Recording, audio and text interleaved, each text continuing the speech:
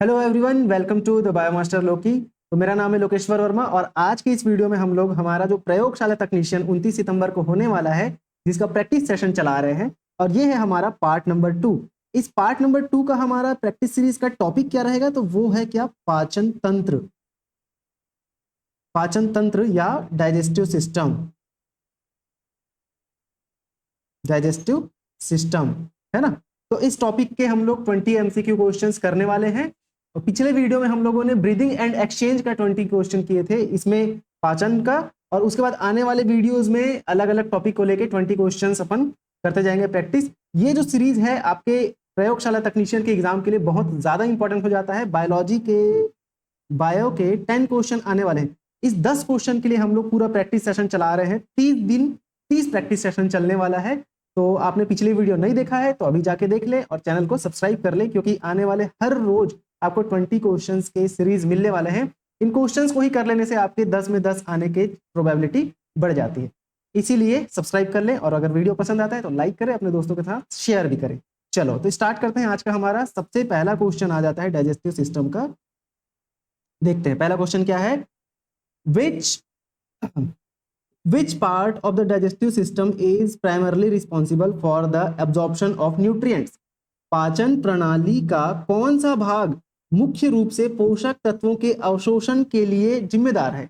कौन सा भाग है ना, तो पूरा हमारा जो डाइजेस्टिव सिस्टम है उसमें से कौन सा पार्ट ऐसा है जो फूड के एब्जॉर्प्शन में हेल्प करता है? तो इसका आंसर क्या हो जाएगा? स्टमक। क्या हो जाएगा? स्टमक होगा क्या? नहीं। पेट होगा क्या? नहीं। स्मॉल इंटेस्टाइन होगा क्या? तो बिल्कुल स्मॉल इंटेस्टाइन में ही एब्जॉर्प्शन का काम होता है ना।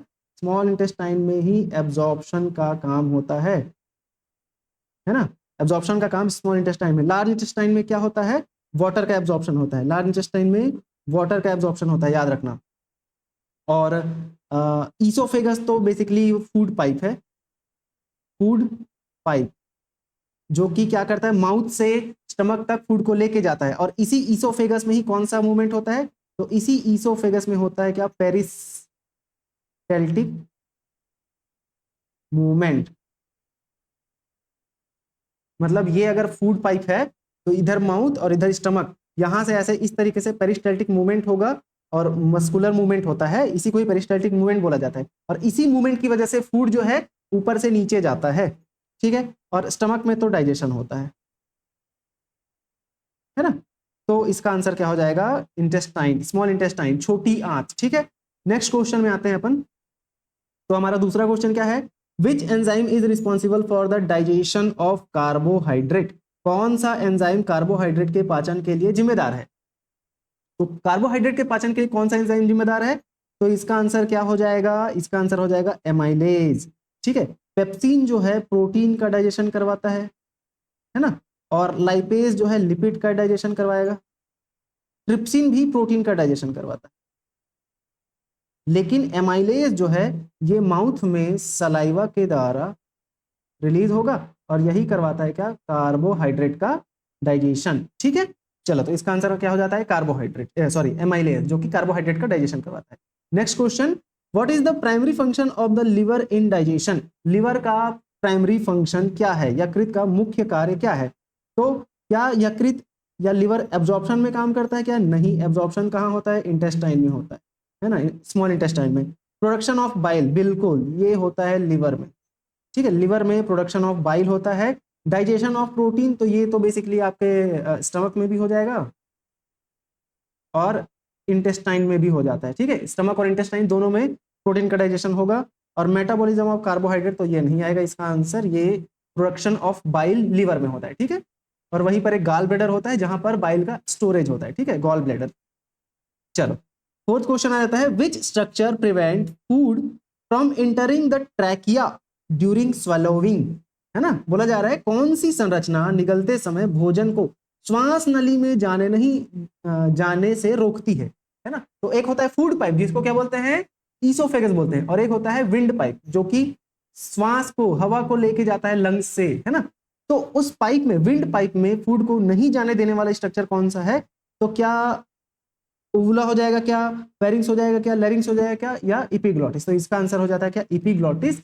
जो सपोज ऐसे ये आपका माउथ है तो ऐसे ऊपर में ये ऐसे लटके रहता है इपिग्लॉटिस, यही ऐसे बंद हो जाता है, ये इस तरीके से ऐसे बंद हो जाता है जब फूड जाता है, तो विंड पाइप को ऐसे बंद कर लेता है। ठीक है, तो इपीग्लॉटिस इसका आंसर हो जाएगा। अगला क्वेश्चन आ जाता है, the process of breaking down food into smaller particle is called. तो ये तो सबसे इजी है ना, ये हो जाता है क्या, चबाना, मैस्टिकेशन, है ना। क्या बोला जा रहा है कि फूड पार्टिकल को स्मॉलर पार्टिकल में, फूड जो बड़ा बड़ा पार्टिकल होता है उसको स्मॉलर पार्टिकल में तोड़ने का प्रोसेस बोल रहा है। भोजन को छोटे कणों में तोड़ने की प्रक्रिया को क्या कहा जाता है, तो इसको बोला जाता है क्या, मैस्टिकेशन या चबाना। चबाते हैं तभी तो छोटे छोटे कण में टूटता है ना। ठीक है, चलो 6 क्वेश्चन आ जाता है, 6 नंबर का। Which part of the digestive system is responsible for the production of digestive enzyme and hormones such as insulin. तो ये तो बड़ा इंपॉर्टेंट क्वेश्चन हो जाता है। इंसुलिन कहाँ से सिक्रेट होता है, तो इंसुलिन सिक्रेट होता है पैंक्रियास से। ठीक है, लिवर बाइल सिक्रेट करता है, याद रखना, लिवर जो है वो बाइल सिक्रेट करता है। स्टमक में तो पेप्सिन रिलीज होता है और गैस्ट्रिक जूस रिलीज होता है ना। पेप्सिन हो गया, HCl हो गया, है ना, यही सब गैस्ट्रिक जूस इसी में यही सब होता है।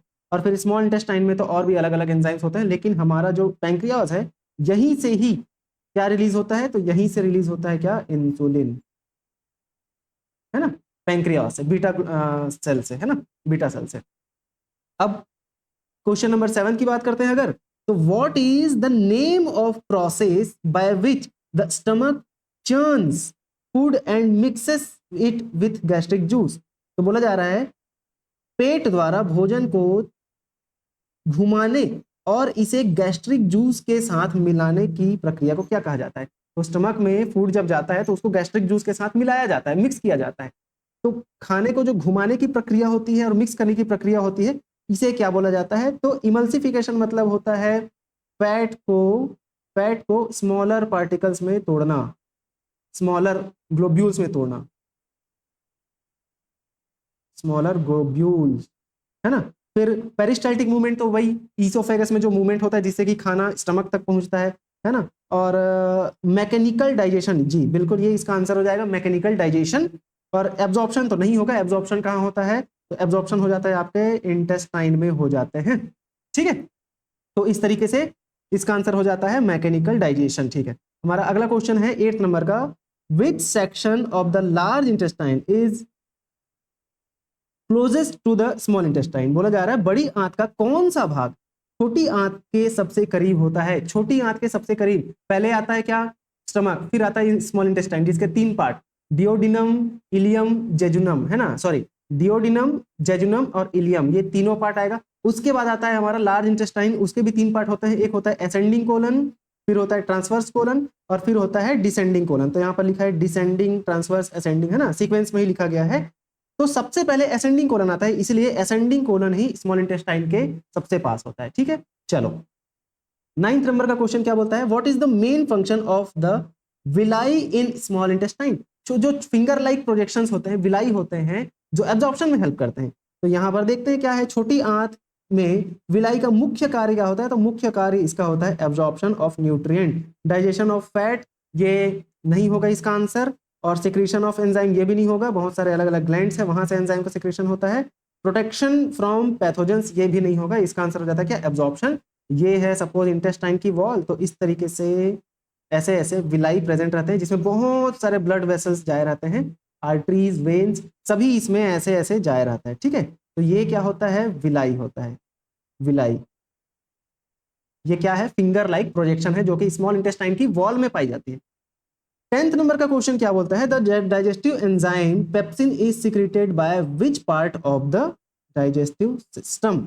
तो जो डाइजेस्टिव एंजाइम पेप्सिन है वो पाचन एंजाइम पेप्सिन पाचन प्रणाली के किस भाग द्वारा स्रावित होता है। तो 10वें का आंसर हो जाएगा क्या, स्टमक। स्टमक से पेप्सिन रिलीज होता है, ठीक है, याद रखना, स्टमक से पेप्सिन रिलीज होता है। लिवर से तो बाइल रिलीज होता है ना। पैंक्रियास से तुम्हारा ट्रिप्सिन रिलीज होता है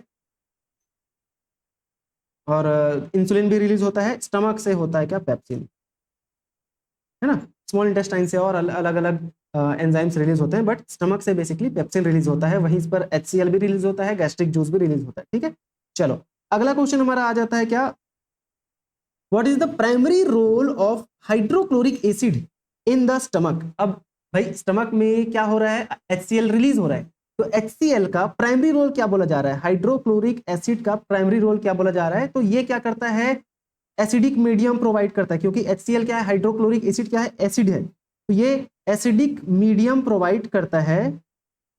इसके लिए स्टमक में क्या प्रेजेंट होता है, पेप्सिन, मतलब पेप्सिन एंजाइम रिलीज होता है। इस पेप्सिन करता क्या है, प्रोटीन का डाइजेशन करवाता है ना, प्रोटीन डाइजेशन करवाता है। तो इस पेप्सिन के काम करने के लिए कौन सा मीडियम चाहिए रहता है, मीडियम रिक्वायर्ड क्या चाहिए रहता है इसको, एसिडिक। तो इस पेप्सिन को काम करने के लिए, एक्टिव होने के लिए एसिडिक मीडियम चाहिए रहता है, और ये एसिडिक मीडियम इसको कौन प्रोवाइड करता है, HCl प्रोवाइड करता है। तो यहां पर हम लोग देख लेते हैं, to activate pepsin, C number इसका आंसर हो जाएगा, पेप्सिन को सक्रिय करना इसका आंसर हो जाएगा। ठीक है, चलो यहाँ पर न्यूट्रलाइज बाइल ये बिल्कुल नहीं होगा, टू डाइजेस्ट प्रोटीन नहीं होगा, और एब्जॉर्ब न्यूट्रिएंट ये भी नहीं होगा, बस एब्जॉर्ब तो विलाई करता है। ठीक है, तो यहाँ पर HCl जो है एक्टिवेट करता है किसको, पेप्सिन को। अगला क्वेश्चन आ जाता है 12th नंबर का, which of the following is not a component of digestive system, निम्नलिखित में से कौन सा पाचन प्रणाली का घटक नहीं है। तो अभी तक हमने 11 क्वेश्चन देख लिए, इसमें से एक भी बार कौन सा वर्ड नहीं सुने हैं, यहाँ पर किडनी नहीं सुने थे। किडनी डाइजेशन का काम नहीं करता, ये एक्सक्रीशन में हेल्प करता है, यूरिन फिल्ट्रेशन में हेल्प करता है, ठीक है ना। हाँ, मूत्र का जो फिल्ट्रेशन है, छानना, वो काम करता है ये, ठीक है। तो ईसोफेगस तो बिल्कुल है डाइजेस्टिव सिस्टम का पार्ट, पैंक्रियास भी है, इंसुलिन रिलीज करता है, और क्या रिलीज करता है, ट्रिप्सिन भी रिलीज करता है, और लार्ज इंटेस्टाइन ये तो है ही। तो इसका आंसर हो जाएगा हमारा सी, इसका आंसर हो जाता है क्या, किडनी डाइजेस्टिव सिस्टम या पाचन तंत्र का भाग नहीं है।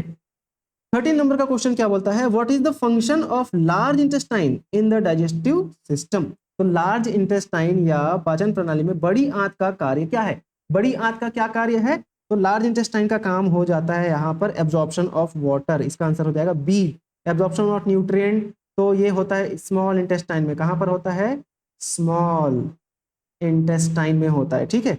ये एब्जॉर्प्शन ऑफ वाटर होता है लार्ज इंटेस्टाइन में, ठीक है।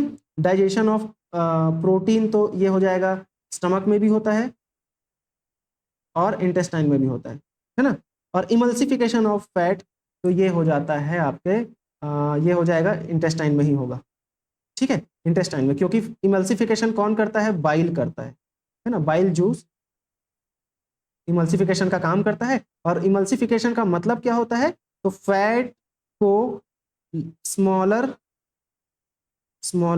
ग्लोब्यूल्स में तोड़ना, ये इसका काम हो जाता है, इमल्सिफिकेशन का मतलब, है ना।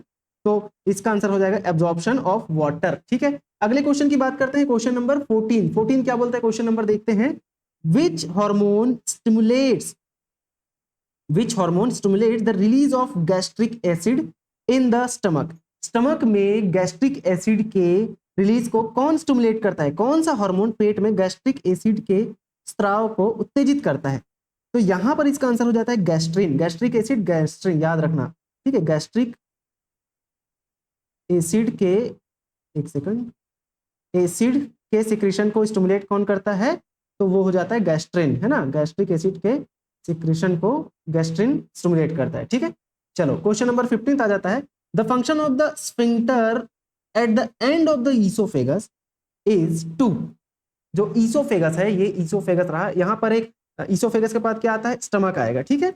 ऐसे ये रहा, ऐसे गया, और ये स्टमक आ जाता है, ये डियोडिनम, ठीक है, ये ऐसे और ये डियोडिनम। यहाँ पर एक और स्फिंक्टर होता है जिसको पाइलोरिक स्फिंक्टर बोलते हैं, जो कि स्टमक और डियोडिनम को जोड़ता है ना। और यहाँ पर एक स्फिंक्टर होगा, इसी स्फिंक्टर की बात की जा रही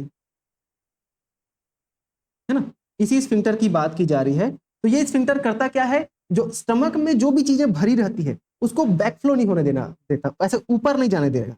स्टमक में यहाँ पर जो भी चीजें भरी है इसको क्या नहीं करने देगा, ऊपर नहीं जाने देगा, क्योंकि भाई ये ओपन ऐसे होता है ना, लेकिन बैकफ्लो जब होना रहेगा तो ऐसे बंद हो जाता है, ठीक है। ये सपोज ये है ट्यूब, ये ऐसे ट्यूब, तो ये ऐसे रहेगा।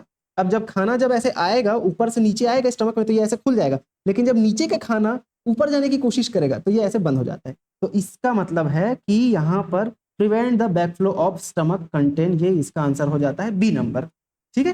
कि स्फिंक्टर जो कि ईसोफेगस और स्टमक के बीच में लगा है वो करता क्या है, तो खाने को बैक फ्लो नहीं होने देता, ऊपर नहीं जाने देता। ठीक है, चलो क्वेश्चन नंबर 16 बोल रहा है कि what is the primary function of bile in digestion.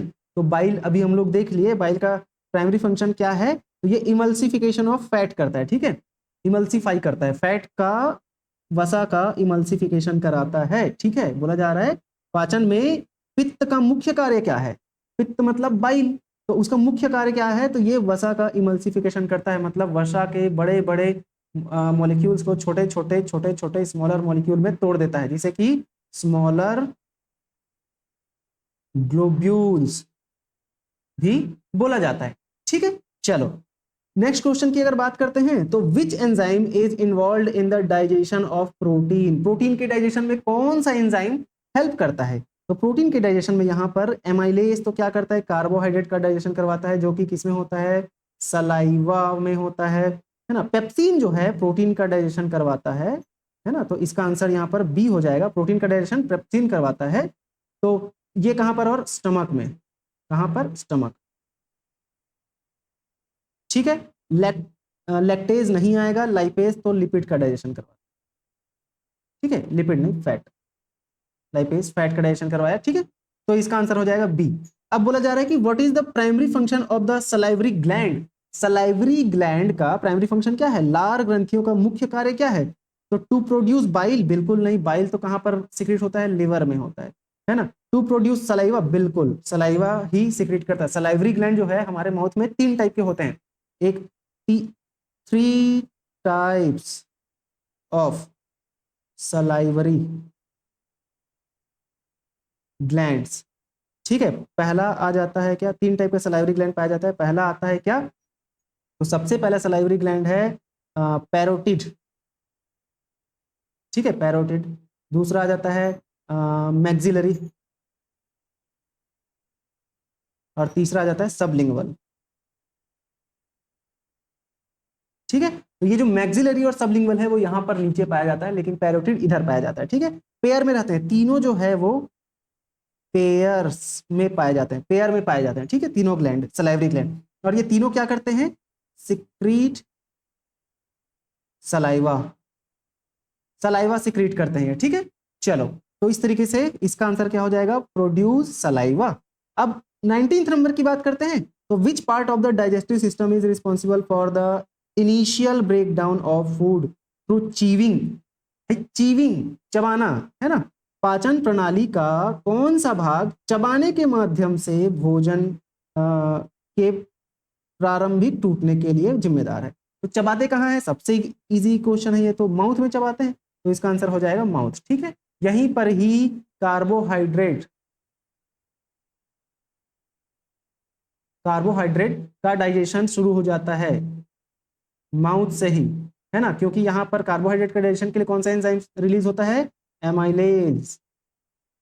जो कहां से सिक्रीट होता है, एमाइलेज रिलीज होता है, रिलीज्ड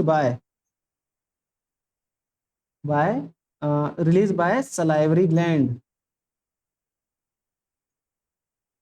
ठीक है, सलाइवरी ग्लैंड के द्वारा एमाइलेज को रिलीज किया जाता है और सिक्रेट किया जाता है, और ये एमाइलेज क्या करता है, कार्बोहाइड्रेट का डाइजेशन करवाता है। ठीक है, तो इस तरीके से 19 क्वेश्चन का आंसर हो जाएगा माउथ, जहां पर फूड को, खाने को चबाया जाता है। 20 नंबर का क्वेश्चन, लास्ट क्वेश्चन है ये आज का हमारा, और ये बोलता है the process by which nutrients are moved from the digestive tract into the blood stream is called. तो बोला जा रहा है पोषक तत्वों का पाचन तंत्र में से रक्त धारा के स्थानांतरित होने की प्रक्रिया को कहा जाता है क्या, तो क्या कहा जाता है भाई, डाइजेस्टिव सिस्टम से जो भी हम खाना खा रहे हैं, जो भी न्यूट्रिएंट खा रहे हैं, उसका एब्जॉर्प्शन होता है कहां पर, ब्लड में। तो यहाँ पर वर्ड कौन सा आ गया, एब्जॉर्प्शन। एब्जॉर्प्शन ही तो होता है हमारे डाइजेशन में, है ना, डाइजेशन हुआ, खाने का टूटा, ब्रेकडाउन में हुआ, मतलब प्रोटीन अमीनो एसिड में टूट गया, कार्बोहाइड्रेट ग्लूकोज में टूट गया, फैट जो है वो लिपिड और फैटी एसिड में टूट गया, उसके बाद उनका एब्जॉर्प्शन होना है, तभी तो हमको एनर्जी मिलेगा ना। ठीक है, तो उनका जो एब्जॉर्प्शन है वो कहाँ होता है, स्मॉल इंटेस्टाइन में ही होता है। इसीलिए जो डाइजेशन होता है उसमें मेन काम क्या होता है, ब्लड स्ट्रीम में जाता है क्या, जो भी न्यूट्रिएंट है वो एब्जॉर्प्शन के थ्रू। तो इसका आंसर हो जाता है क्या, बी। तो इस तरीके से हमने आज डाइजेशन का 20 क्वेश्चन देख लिया। कल का हमारा जो वीडियो रहेगा उसमें हम लोग सर्कुलेशन देखेंगे और सर्कुलेशन के 20 क्वेश्चन को अच्छे से देखेंगे। मैं गारंटी दे सकता हूं आपका जो 10 क्वेश्चन है वो 10 के 10 क्वेश्चन कहीं नहीं जा रहे हैं। आप ये जो सेशन है 20 क्वेश्चन का सीरीज, इसको देखो, बार बार देखो, एक बार देखो, जितने बार भी देखो, लेकिन चीजों को बार बार देखो ताकि याद हो जाए। आप बस इसको लगा के छोड़ दो, ईयरफोन लगाओ, कुछ काम करते रहो, आप सुनते रहो, बस चीजें आपको याद होती जाएंगी। अगर आपके पास टाइम नहीं है तो कुछ काम करो। फिर भी बायोलॉजी की तैयारी ऐसी हो जाना, रोज आपको मात्र 15 से 20 मिनट देना है। इस 15 से 20 मिनट में आपके 10 नंबर पक्के हैं, 10 क्वेश्चन पक्के हैं, है ना, क्योंकि यहाँ पर नेगेटिव मार्किंग भी है इस एग्जाम में, इसीलिए एक एक क्वेश्चन इंपॉर्टेंट हो जाता है आपके लिए। ठीक है, एक एक क्वेश्चन से रैंक आपका बहुत पीछे जा सकता है, इसीलिए बायोलॉजी 10 नंबर को नेग्लेक्ट मत करना, बहुत इंपॉर्टेंट है। और इसमें मार्क्स स्कोर करना बहुत ईजी है, क्योंकि थ्योरेटिकल क्वेश्चन आता है, ज्यादा घुमा फिरा कर नहीं पूछता है। फिजिक्स केमिस्ट्री में आपको न्यूमेरिकल वगैरह पूछ सकता है या थोड़ा घुमा फिरा पूछ सकता है, लेकिन बायो में आपको याद होंगी तो बन जाता है क्वेश्चन, है ना। इसमें भी कॉन्सेप्चुअल क्वेश्चंस आते हैं लेकिन इतना हाई फाई नहीं आता है। इसीलिए ये जो सीरीज है ना, इसको आप अच्छे से फॉलो करो, रोज के रोज देखते जाओ। रोज आपके लिए सीरीज आ रहा है, रोज आपके लिए प्रैक्टिस सेशन आ रहा है, रोज के रोज देखते जाओ। कोई डाउट हो रहा है तो आप क्या कर लो, कमेंट कर लो, है ना, कमेंट कर लो, उसको भी बता दिया जाएगा। ठीक है, तो चलो बहुत बहुत धन्यवाद। आप बायोमास्टर लोकी को ज्वाइन कर लो, फॉलो कर लो, सब्सक्राइब कर लो। अच्छा, ये जो पीडीएफ है क्वेश्चन का, ये जो क्वेश्चन का पीडीएफ है आपको बायोमास्टर लोकी के टेलीग्राम चैनल में मिल जाएगा, और टेलीग्राम चैनल का लिंक आपको नीचे दिया गया है वीडियो के डिस्क्रिप्शन में, वहां से जाकर टेलीग्राम ज्वाइन कर ले, ये पीडीएफ आपको वहां से मिल जाएगा। ठीक है, तो वीडियो में लास्ट तक बने रहने के लिए बहुत बहुत धन्यवाद। चैनल को आप सब्सक्राइब करें, लाइक करें, शेयर करें, और अपने दोस्तों को भी बताएं कि ये चैनल जहां से आपकी बायो की तैयारी हो सकती है प्रयोगशाला तकनीशियन के लिए। और ना ही प्रयोगशाला तकनीशियन, किसी भी एग्जाम की तैयारी करो जहां पर भी बायो आ रहा है, सब के लिए ये क्वेश्चंस, ये सेशन काम आएंगे। आने वाले दिनों में सेट के लिए भी क्वेश्चंस आने वाले हैं, पीजीटी बायोलॉजी के लिए भी सेशन आने वाले हैं, असिस्टेंट प्रोफेसर के लिए, नीट के लिए, सब के लिए क्वेश्चन सीरीज आने वाला है। तो आप चैनल को सब्सक्राइब करके रखें। बहुत बहुत धन्यवाद, है ना। और एक बात हमेशा याद रखना कि सफलता की गारंटी, ज्वाइन बायोमास्टर लोकी। आप बायोमास्टर लोकी को ज्वाइन कर ले, क्योंकि यहाँ पर आपको मिलती है गारंटी किस चीज की, सफलता की। ठीक है, चलो बहुत बहुत धन्यवाद।